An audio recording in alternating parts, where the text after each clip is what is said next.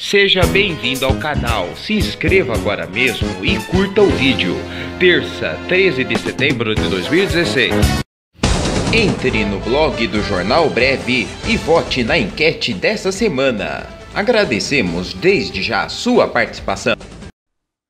Está no ar o Jornal Breve com Solano Manoel. Mateus Evangelista, da fratura à prata em um ano. Em um salto de 6,53 metros, deu ao brasileiro Mateus Evangelista a medalha de prata na Rio 2016. A conquista aconteceu na manhã desta terça, no Estádio Olímpico, na final de salto em distância da classe T37, na qual compete atletas com paralisia cerebral. O acidente com sua perna esquerda aconteceu durante um treinamento em São Caetano, no dia 2 de setembro do ano passado. Foram necessários 8 meses de tratamento para que o atleta voltasse à sua forma física anterior.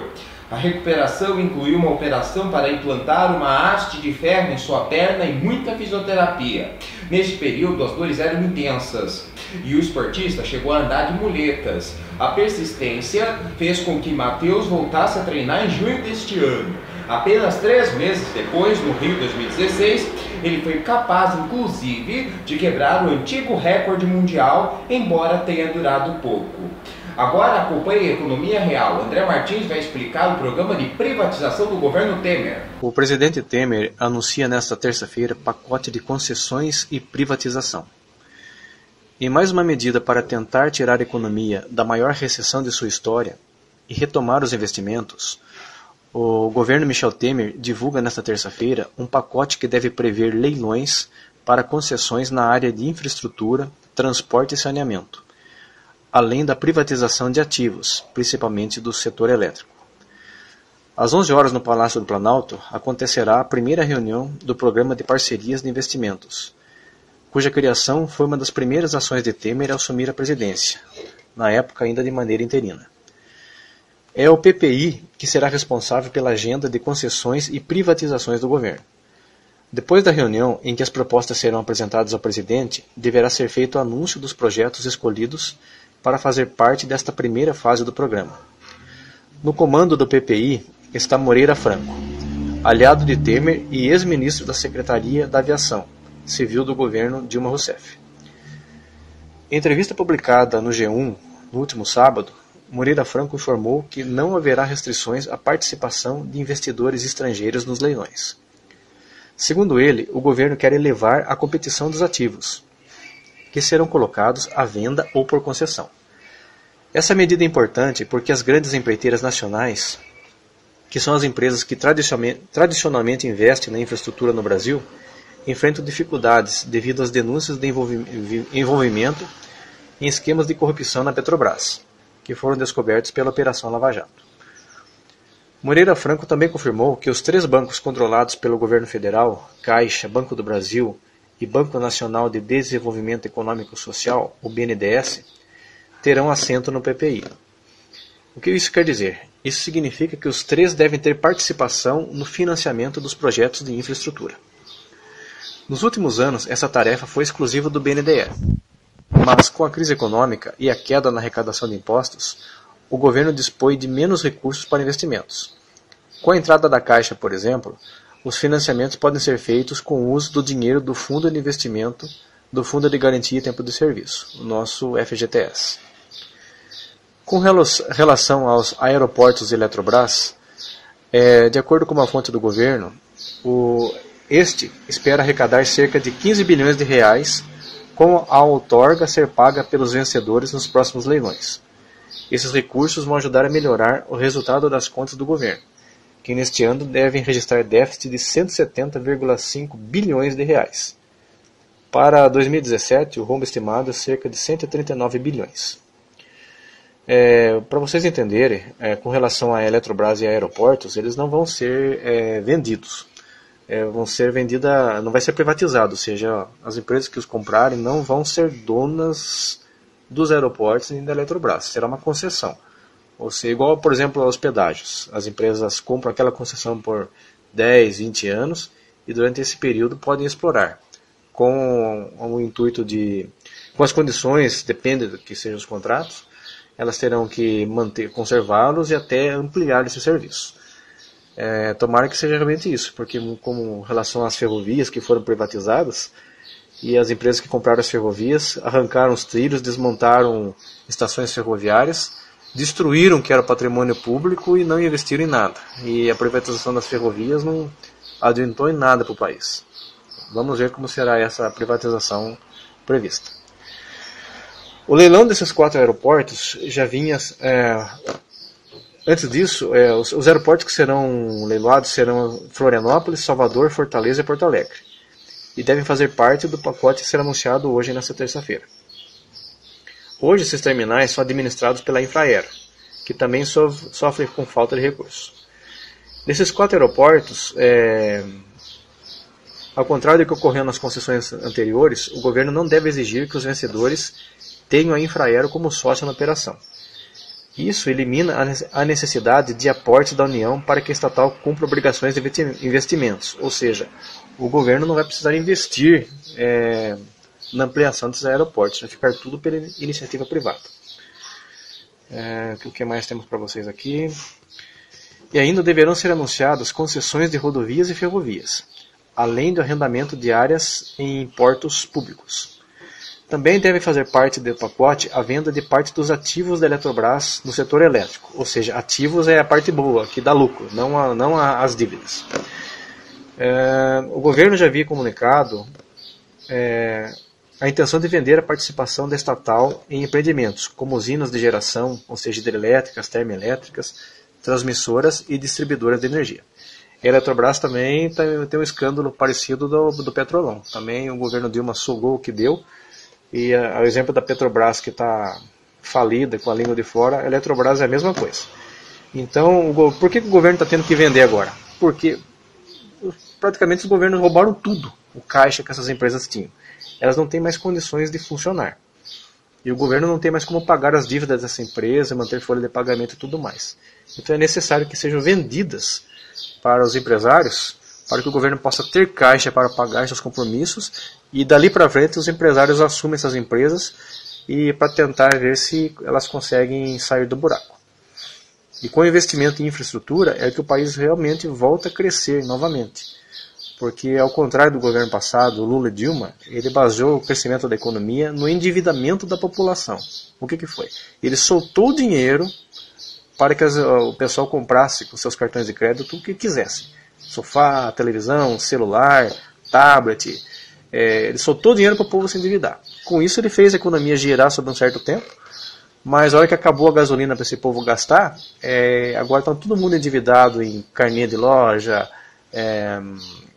cartão de crédito, não conseguem pagar suas contas, o dinheiro sumiu e ninguém vende mais nada. Ao invés do governo ter investido, se o governo tivesse investido em infraestrutura, ou seja, soltado financiamento para que os empresários pudessem crescer com indústrias, melhoria de aeroportos, para que regiões pudessem se desenvolver, ferrovias, essas empresas poderiam se desenvolver, escoar sua produção, as empresas cresceriam, mão de obra seria contratada, assalariada, e aí sim teria dinheiro de verdade na economia, atuando na economia.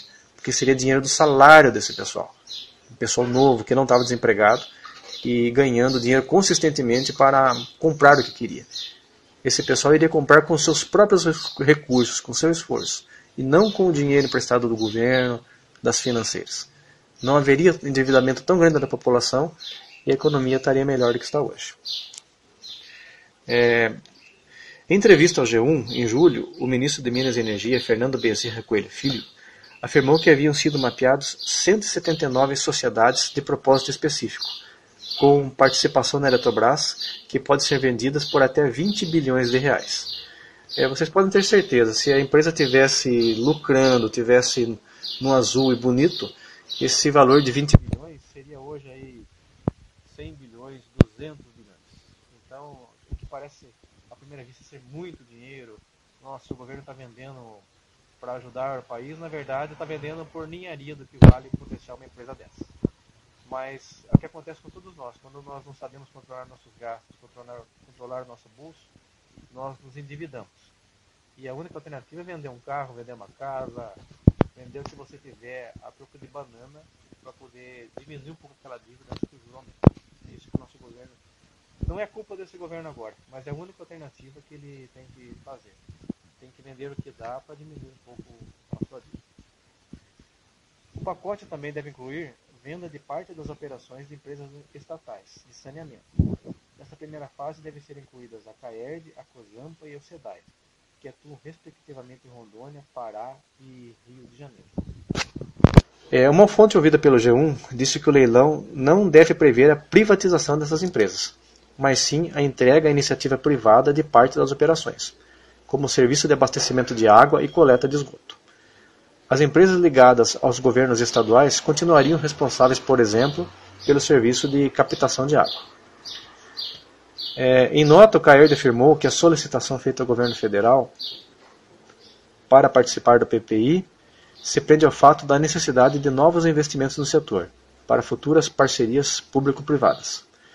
Já a COSAMPA justificou interesse na venda de suas operações, dizendo que sua arrecadação não cobre sequer as despesas, diminuindo assim a capacidade de investimentos, algo que uma possível parceria ou concessão poderá realizar. O que acontece numa estatal dessa aí do norte e nordeste? O povo daquele lugar não tem dinheiro nem para comer, quando muito para pagar saneamento básico, porque aquele lugar não arrecada praticamente quase nada. Então uma estatal dessa, ela, além de fins políticos e ela tem mais fins sociais de levar água e saneamento, não sei lá em que condições para que esse pessoal. Então hoje, com certeza, ela está no vermelho porque políticos influem nas decisões dessa empresa. Então elas têm tarifas sociais que não cobrem seus custos. Quando uma empresa dessa for privatizada, o serviço dela, para que os empresários que a compraram tenham lucro, eles vão ter que aumentar a tarifa. Então esse pessoal, a conta de água desse pessoal vai quintuplicar praticamente para compensar o custo de investimento, porque as redes terão que ser ampliadas e o serviço terá que ser melhor para a população. Então, à primeira vista, parece uma vantagem para aquele povo, porque vai entrar no dinheiro, mas a longo prazo esse povo vai aumentar ainda mais os seus custos. E como aquele pessoal não tem renda, eu não sei como é que vai ser a vida desse povo daqui para frente. Em 2015, por exemplo, a arrecadação da companhia ficou em 153 milhões de reais. Já as despesas somam mais de 275 milhões de reais, informou a empresa, que alega gastar 92% do que arrecada com pagamentos de funcionários. A COSAMPA avalia que o seu desafio foi ainda maior com o cenário atual da crise econômica, queda de transferências e dificuldade de investimentos novos. Bom, para que vocês possam entender tudo isso aqui que foi dito, nós estamos numa crise e você tem que apertar o sapato e vender o que dá e tentar melhorar o que der a sua gestão.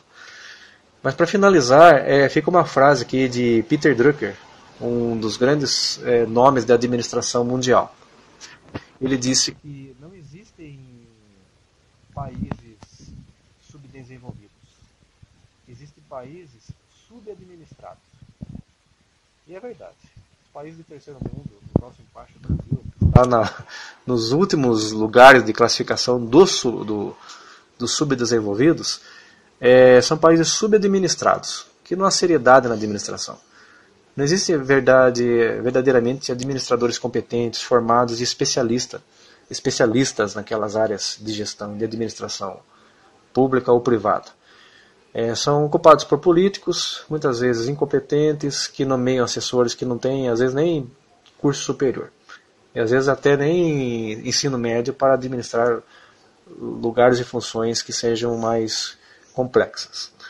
Então esse é o resultado de quase 100 anos aí de república, que a gestão pública passou justamente a não ser séria e não ter profissionalismo no que foi feito. E é o resultado que vemos hoje no Brasil de 2016, que praticamente perdeu o rumo e nem sabe mais como resolver a sua situação. Muito obrigado, André. E acompanhe como está o quadro de medalhas. O Brasil está em 5º lugar com 10 ouro, 19 prata e 10 bronze, 39 ao todo.